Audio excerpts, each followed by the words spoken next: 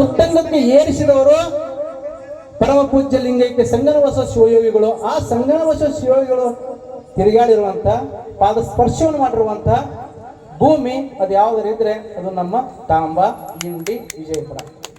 ನಾವೆಲ್ಲರೂ ಇವತ್ತು ಭಾಳ ಚಂದ ಮಾತಾಡಕತ್ತೀವಿ, ಎಲ್ಲರೂ ಕೂರ್ತೀವಿ, ವೇದಿಕೆ ಹಂಚ್ಕೊಂಡಿದ್ದೀವಿ. ಒಂದು ಕಲ್ಪನೆ ಮಾಡ್ಕೊಂಡು ಇಷ್ಟೇ, ನಾವು 1962ರಲ್ಲಿ ತಾಂಬಾದಲ್ಲಿ ಹೈಸ್ಕೂಲ್ ಆಯಿತು. ಅಕಸ್ಮಾತ್ 1962ರಲ್ಲಿ ತಾಂಬಾದಲ್ಲಿ ಹೈಸ್ಕೂಲ್ ಆಗಿದ್ದಿಲ್ಲ ಅಂದ್ರೆ ನಾವೆಲ್ಲಿರ್ತಿದ್ದೀವಿ? ಅವತ್ತಿನ ನಮ್ಮ ಪರಿಸ್ಥಿತಿಗೆ ನಾವು ಇಂಡಿಗೆ ಹೋಗಿ ವಿದ್ಯಾಭ್ಯಾಸ ಮಾಡಕ್ಕೆ ಆಗ್ತಿರ್ಲಿಲ್ಲ. 7ನೇ ತರಗತಿ ನನ್ನ ಮಾತು ಇಲ್ಲಿತ್ತು, 8ನೇ ತರಗತಿ ಎಲ್ಲ ಹೋಗಾಗ್ತಿರ್ಲಿಲ್ಲ. ಆ ಒಂದು ಕಾರ್ಯಕ್ರಮ ಮಾಡಿದವರು ಯಾರಪ್ಪ ಅಂತಂದ್ರೆ ಮಂತ್ರಾಳದ ಲಿಂಗೈಕ್ಯ ಸಂಗನಬಸವ ಮಹಾಶಿವಯೋಗಿಗಳು. ಅವರ ಕೃಪಾಶೀರ್ವಾದದಿಂದ ಇವತ್ತು ಈ ತಾಂಬಾ ಗ್ರಾಮ ಇಷ್ಟು ಮುಂದುವರಿಲಿಕ್ಕೆ ಕಾರಣ ಆಗ್ತದೆ ಅಂತ ನಾವು ಸ್ಮರಿಸಬೇಕಾಗ್ತದೆ.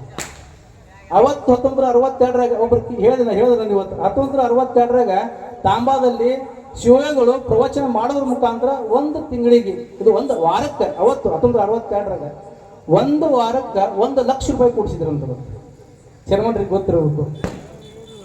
62ರಾಗ 1 ಲಕ್ಷ ರೂಪಾಯಿ, 1 ಲಕ್ಷ ರೂಪಾಯಿ ಅಂದ್ರೆ ಬಹಳ ದೊಡ್ಡ ಅಮೌಂಟ್ ಅವತ್ತು. ಅದನ್ನು ಕೂಡಿಸಿ ಆ ಕುಡಕ್ಲಿ ಮನೆತನದವರು ಒಂದಿಷ್ಟು ಭೂಮಿಯನ್ನು ದಾನವಾಗಿ ಕೊಟ್ಟು ಇವತ್ತು ಈ ಸಂಸ್ಥೆ ಇಷ್ಟೊಂದು ದೊಡ್ಡ ಪ್ರಮಾಣದಲ್ಲಿ ಬೆಳೆದು ನಾವೆಲ್ಲರೂ ಸುಶಿಕ್ಷಿತರಾಗಲಿಕ್ಕೆ ಕಾರ್ಯಕರ್ತ ಆಗ್ಯದ. ಅವತ್ತು ನಾವು ಸಣ್ಣವರಿದ್ದಕ್ಕೆ ನೋಡ್ತಿದ್ದೀವಿ, ದೇವರಪುರಿಯಿಂದ ಇಂಡಿಗೆ ಹೋಗಕ್ರ ನೀಲಗಿರಿ ಗಿಡಗಳಿದ್ದು ಬಹಳಷ್ಟು. ಇವತ್ತೊಂದು ನೀಲಗಿರಿ ಗಿಡಗಳಿಲ್ಲ. ಆ ಶಾಲೆ ಪ್ರಾರಂಭ ಆಗುವ ಸಂದರ್ಭದಾಗ ದೇವರಪುರಿಗೆ ಇಟ್ಟು ಇಂಡಿಗಿರುವಂತ ಎಲ್ಲ ಗಿಡಗಳನ್ನು ಕಡಿದು ಶಾಲೆಯನ್ನು ಕಟ್ಲಿಕ್ಕೆ ನಿಂತಿರಂತ. ಆ ಗಿಡಗಳನ್ನು ಕಡಿಯೋದು ಬ್ಯಾನ್ ಆಗಿತ್ತು.